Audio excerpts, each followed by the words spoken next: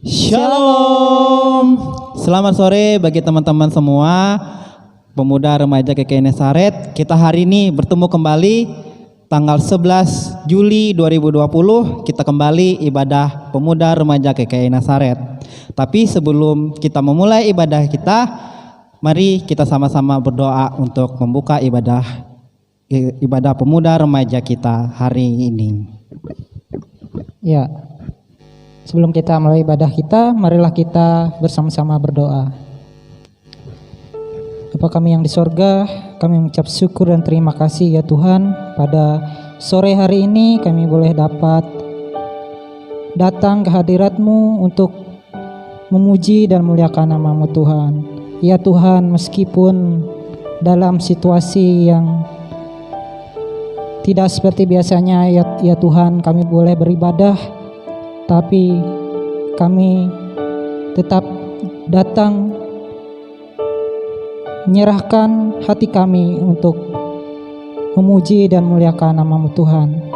Ya Tuhan, berkatilah ibadah pemuda remaja kami pada sore hari ini. Biarlah Engkau sertai dari awal, pertengahan hingga berakhirnya nanti.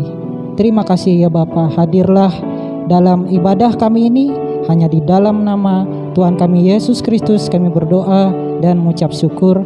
Haleluya. Amin. Amin.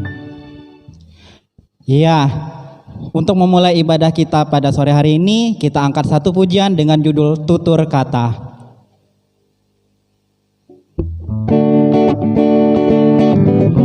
Rekan-rekan di rumah boleh ikut bernyanyi bersama. Angkat tangannya, kita bersama-sama memuji nama Tuhan.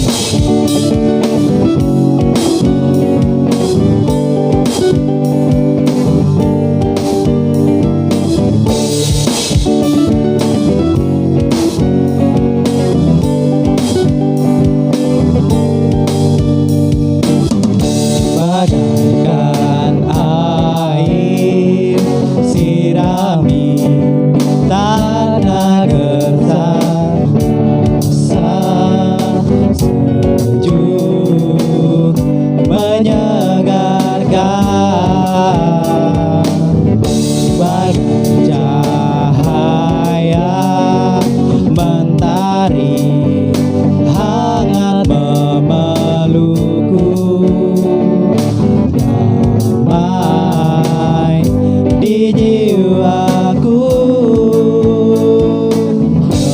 lembut indah tutur kata-Mu,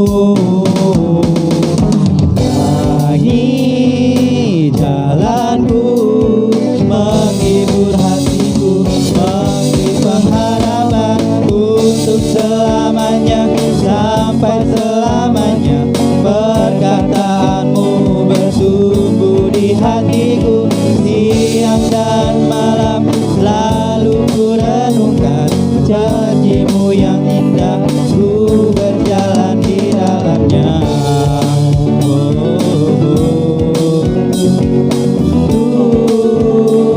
Tuhan, ku mau berjalan bersama-Mu.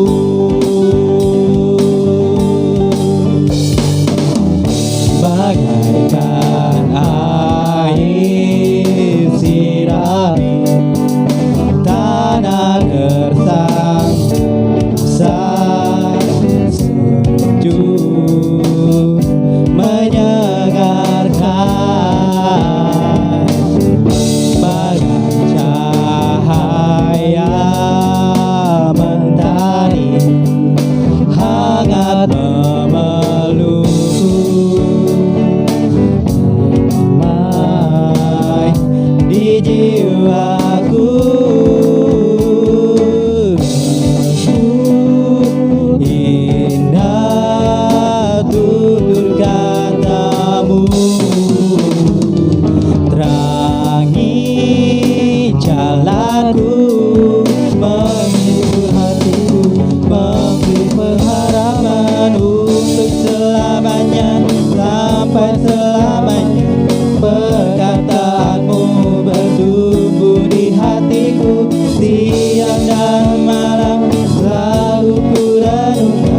janji-Mu yang indah, ku berjalan di dalamnya.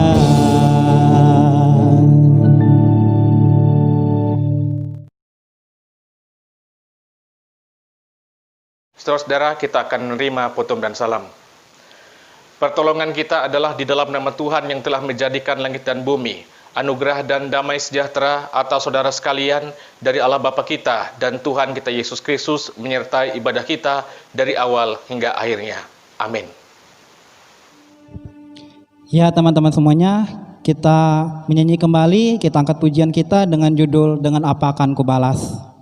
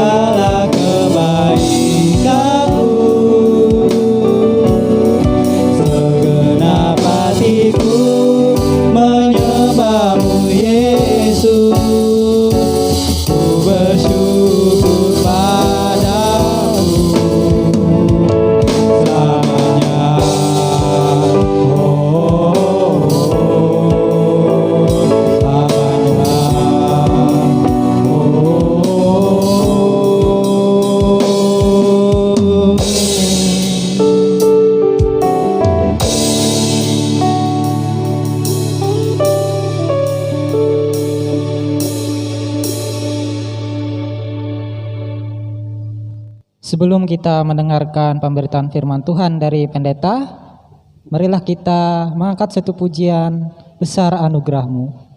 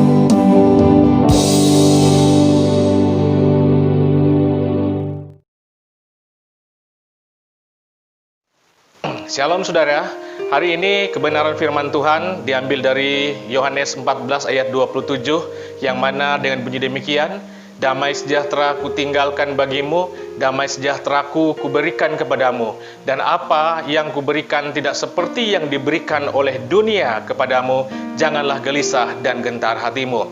Saudara-saudara, tema firman kita pada hari ini sesuai dengan tema yang telah ditentukan oleh SPPR Jemaat GKN Nazaret.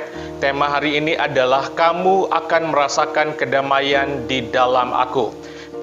Saudara, dulu pada suatu ketika ada sepasang suami istri yang memiliki beberapa orang anak.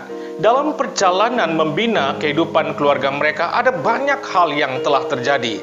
Di antaranya, suami istri seringkali cekcok, antara anak jarang akur, sehingga pertengkaran, bahkan perkelahian sering terjadi dalam kehidupan dan keberadaan keluarga mereka. Nah, dalam situasi atau keadaan yang demikian, waktu sang ibu ini akan melahirkan anak yang berikutnya, saudara, suami istri ini pun mengambil sebuah keputusan bahwa mereka akan menamai anak yang lahir tersebut dengan nama Damai. Mereka menamai anak itu Damai, saudara, dengan harapan keluarga yang sering cekcok, yang sering diwarnai dengan kata-kata kotor, pertengkaran, kemabukan akan berubah menjadi baik. Mereka rindu ketenangan, keharmonisan, dan kedamaian. Ketika Damai lahir di tengah keluarga, si Damai akan merubah suasana. Itulah harapan daripada kedua orang tua ini. Nah, hari berganti hari, saudara. Si Damai pun bertumbuh, ia rajin menolong orang tuanya. Namun ketika ia beranjak dewasa, si Damai pun berubah, saudara. Ternyata kehadiran Damai tidak membawa damai seperti yang diharapkan oleh orang tuanya. Damai membawa kesusahan bagi keluarganya. Ia sering kali teler, ia berkelahi, ia sering kali buat onar dan mempermalukan orang tuanya lewat setiap tindakan dan perbuatan serta perilakunya. Dan pupuslah harapan daripada orang tuanya yang ternyata jauh daripada harapan mereka. Saudara-saudara, berdasarkan ilustrasi tadi, setiap orang yang ada di dalam dunia ini, dimanapun kita berada, pada dasarnya kita membutuhkan rasa damai. Entah itu orang kaya, entah orang pintar, orang hebat, orang miskin, orang biasa, orang rendahan, kita semua pasti membutuhkan damai dalam hidup kita. Pertanyaannya adalah, bagaimana agar rasa damai itu terjadi dalam kehidupan kita? Apakah dengan kekayaan yang kita miliki, dengan jabatan kita, dengan kehebatan kita, dengan kecantikan atau ketampanan kita, atau dengan segala apa yang kau punya di dalam kehidupanmu? Jawabannya, maybe yes or no. Mengapa? Sebab tidak sedikit orang kaya tetapi tidak merasa damai dalam hidupnya. Tidak sedikit orang yang terkenal pun tidak merasa damai dalam hidupnya. Yang punya jabatan juga banyak yang tidak merasakan damai. Yang punya banyak uang juga tidak merasakan damai, dan seterusnya. Nah, saudara, kita butuh kedamaian dan ketenangan sejati, bukan? Di mana kita bisa temukan, saudara? Satu lagu berjudul Kalau Ku Cari Damai mungkin sangat familiar buat kita. Yang mana baitnya berisi demikian: kalau ku cari damai hanya ku dapat dalam Yesus. Kalau ku cari ketenangan hanya ku temui di dalam Yesus. Nah, seperti yang diungkapkan dalam lagu atau bait lagu tadi, saudara. Sekarang bagaimana supaya damai sejati dalam Yesus itu ada di dalam pribadi atau kehidupan kita? Damai yang sejati akan kita peroleh jika pertama, saudara, menjadikan Yesus sebagai Raja atas hidup kita. Banyak orang yang hanya terima Yesus sebagai Juru Selamatnya, tetapi dia tidak mau menempatkan Tuhan sebagai Raja hidupnya. Ia tidak mau dikuasai hidupnya oleh Tuhan. Saudara ingat dengan kisah Adam dan Hawa dalam kitab Kejadian. Keluarga mereka hancur, saudara. Masa depan mereka kemudian kelam oleh sebab mereka tidak mau tunduk kepada Allah sang Raja kehidupan. Semua yang baik itu ternoda. Setan menggoda wanita, suami pun ikut tergoda oleh istrinya. Dan apa yang terjadi kemudian? Terjadilah konflik dalam kehidupan keluarga. Dan ini merupakan asal muasal atau awal konflik dalam kehidupan manusia, khususnya konflik di dalam kehidupan rumah tangga. Nah, Adam selaku suami menyalahkan Hawa dan ia berkata, perempuan yang kau tempatkan di sisiku, dia yang memberi buah itu kepadaku, maka aku makan ya Tuhan. Dan ialah yang menyebabkan semuanya ini Tuhan, bukan aku. Lalu apa yang dikatakan oleh si Hawa? Ia pun melakukan pembelaan, saudara. Ia mengatakan bahwa ular itu yang memperdaya aku, maka aku makan. Nah, disinilah awal terjadi konflik di dalam hidup kita, karena mereka tidak tunduk pada sang Raja kehidupan. Damai sejahtera pun menghilang dalam hidup mereka. Saudara-saudara, menjadikan Tuhan sebagai Raja berarti ada penundukan dalam diri kita. Kita mesti hormat kepada Dia yang sebagai Raja kita.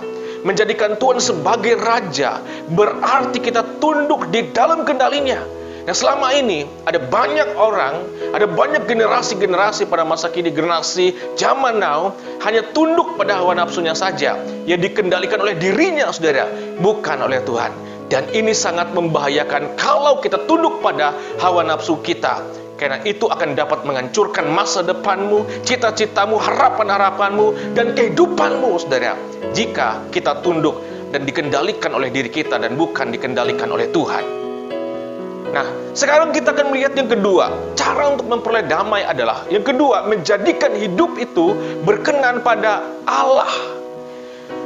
Dalam Lukas 2 ayat 14 pernah katakan, damai sejahtera itu akan ada kepada orang-orang yang berkenan kepadanya, saudara. Nah, hidup berkenan kepada Allah itu ternyata akan membawa kita kepada damai sejahtera. Sekarang, berkenan kepada Allah itu bagaimana, saudara? Dalam Kisah Para Rasul 13 ayat 22, setelah Saul disingkirkan, Allah mengangkat Daud menjadi raja.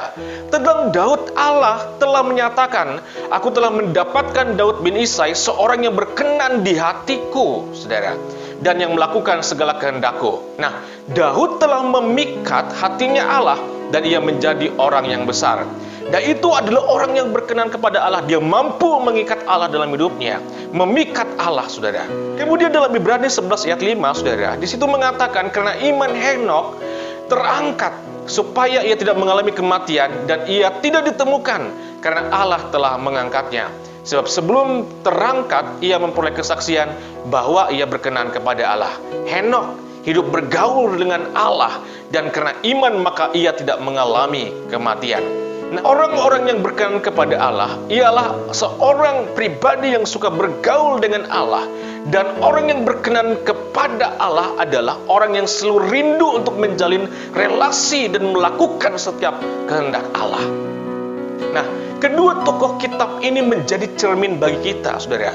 Yaitu apakah selama ini kita benar-benar berkenan di hadapan Allah?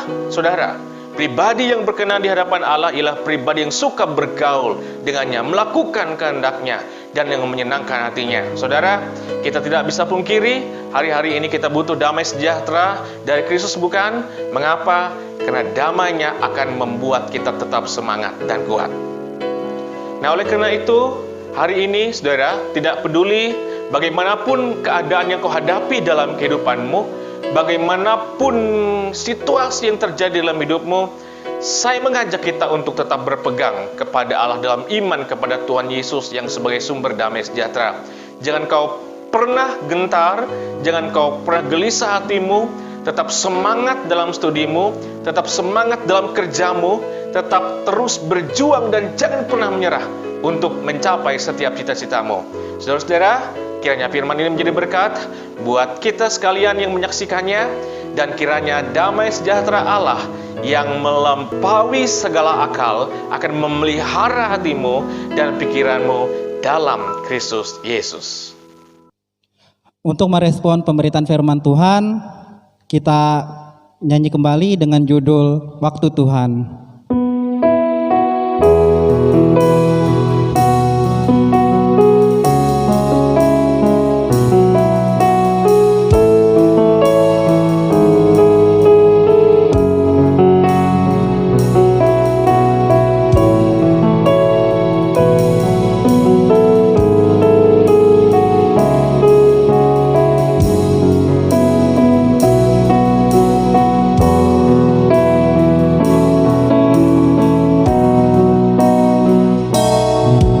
Kau izinkan sesuatu terjadi,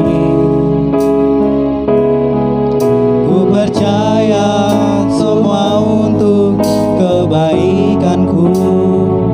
Bila nanti telah tiba waktumu, ku percaya kuasa-Mu memulihkan hidupku.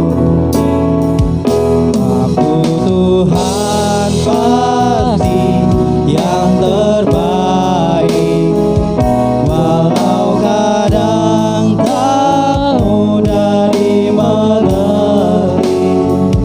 Lewati cobaan, ku tetap percaya waktu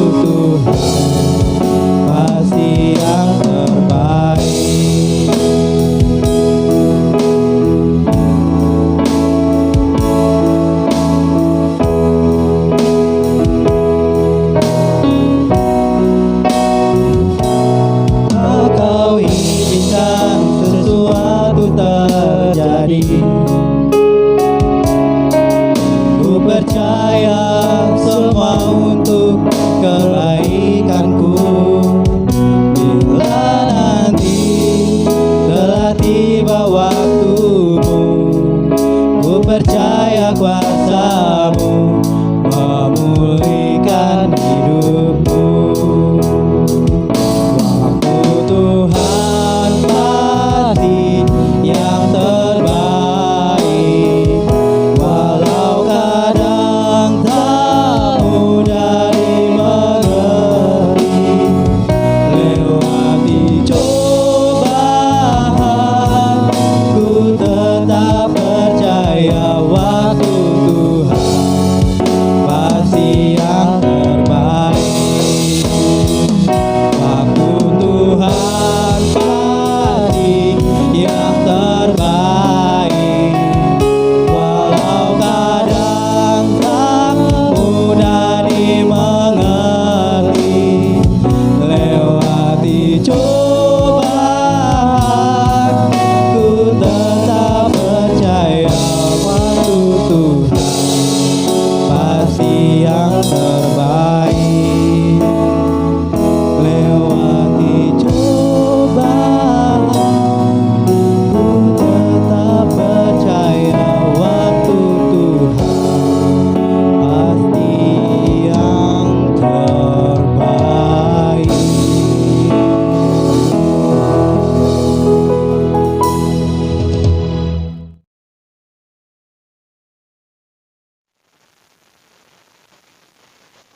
Mari kita berdoa. Terima kasih Bapa Surgawi, kami telah mendengarkan akan kebenaran firman-Mu. Biarlah firman tersebut menjadi berkat buat kami. Tuhan, dalam roh-Mu mengisi hati kami, sehingga damai sejahtera berkuasa dalam kehidupan kami lepas pribadi. Kami memohon Tuhan, hidup kami selalu diberkati, disertai. Dan setiap harapan-harapan dan cita-cita kami mau serahkan kepada Tuhan.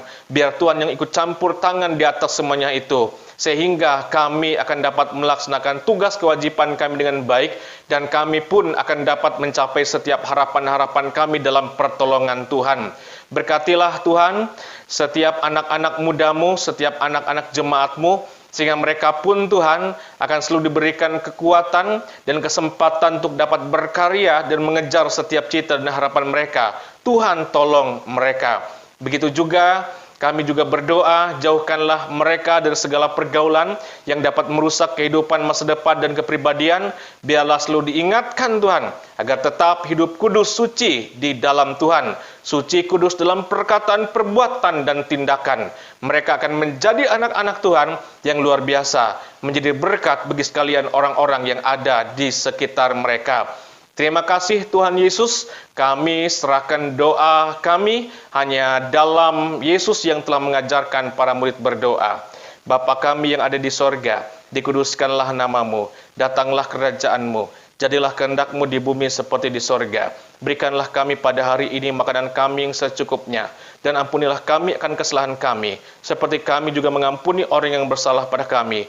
Janganlah membawa kami ke dalam pencobaan, tetapi lepaskanlah kami daripada yang jahat, karena Engkaulah yang mempunyai kerajaan, kuasa, dan kemuliaan sampai selama-lamanya. Amin.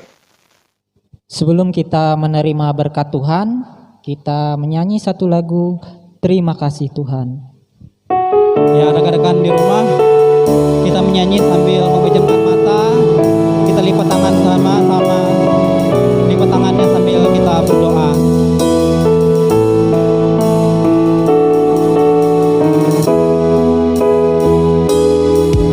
Terima kasih Tuhan untuk kasih setia-Mu yang ku alami dalam hidupku.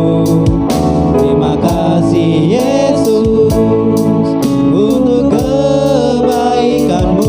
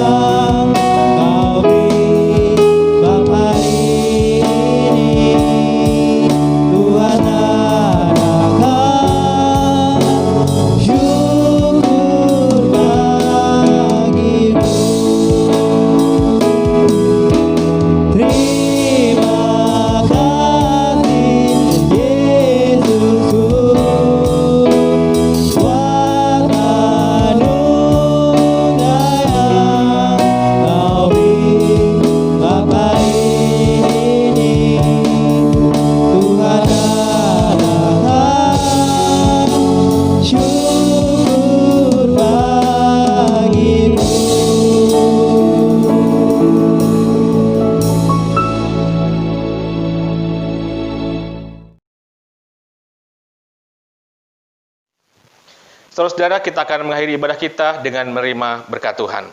Terimalah berkat Tuhan.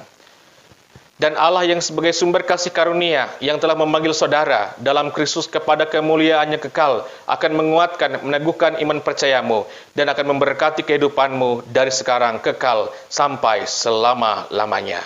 Amin. Shalom. Terima kasih buat teman-teman semua, remaja dan pemuda GKI Nazaret yang sudah mengikuti ibadah pada sore hari ini. Semoga ibadah ini dapat menjadi berkat bagi kita semua. Sampai jumpa lagi di ibadah SUKR GKI Nazaret minggu depan. Tuhan Yesus memberkati. Sampai jumpa.